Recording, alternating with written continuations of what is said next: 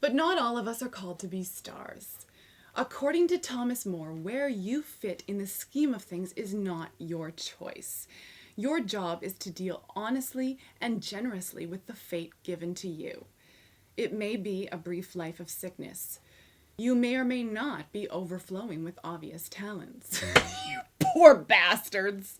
And I'm speaking to you too, Roberta. The soul longs for ordinary connection and engagement.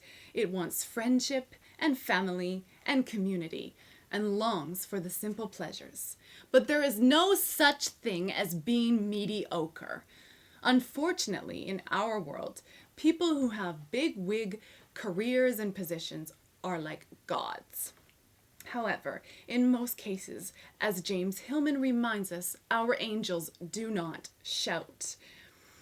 I am so amazed by so many of you people.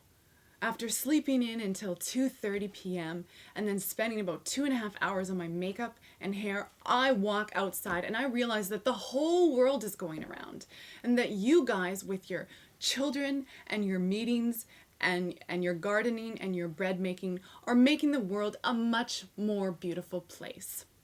Character is not what you do, it's how you do it. You may be the best bloody butcher around. No one talks the beefy talk and walks the grisly sausage walk like you do. Or maybe you spill coffee over all your patrons at the restaurant, but good God, you are the real deal. You and your big nose, and something keeps them coming back. Oh, and by the way, I love big noses. Don't get the nose job. Unless you already did, then that's okay. Oh, and something else.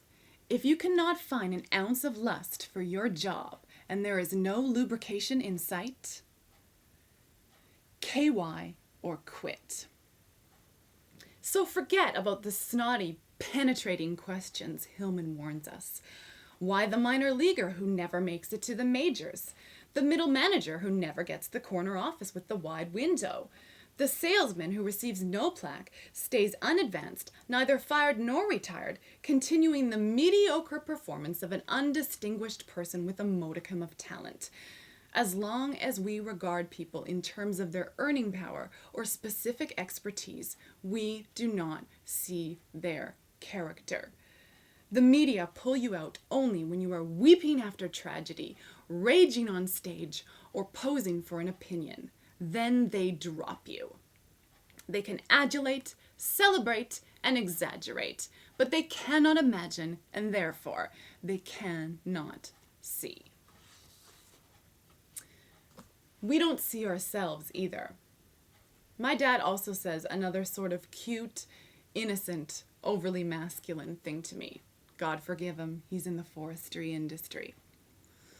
Whenever somebody else says to him, you know, Miles, I just gotta take some time off here from my regular job and go off and find myself, he says, look in the mirror! You're right there!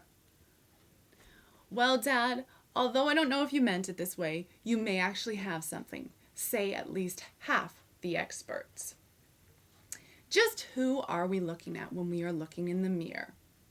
James Hillman offers various responses to this question in his book, The Force of Character.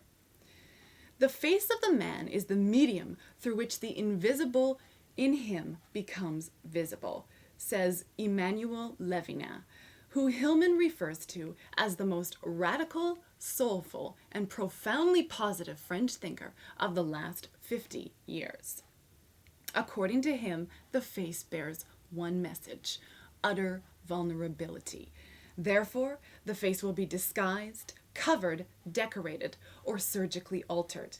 Even teenagers flock to plastic surgeons to have their faces changed. Those faces that we want. God, it's hard to be around teenagers with all those faces they make, the expressions of pain and confusion that remind us of ridiculous love problems, suicidal fantasies, and the hours spent in front of the mirror so dissatisfied. And if I had a choice, yeah, I'd always wanna be there. Those were the best days of my life. As we grow older,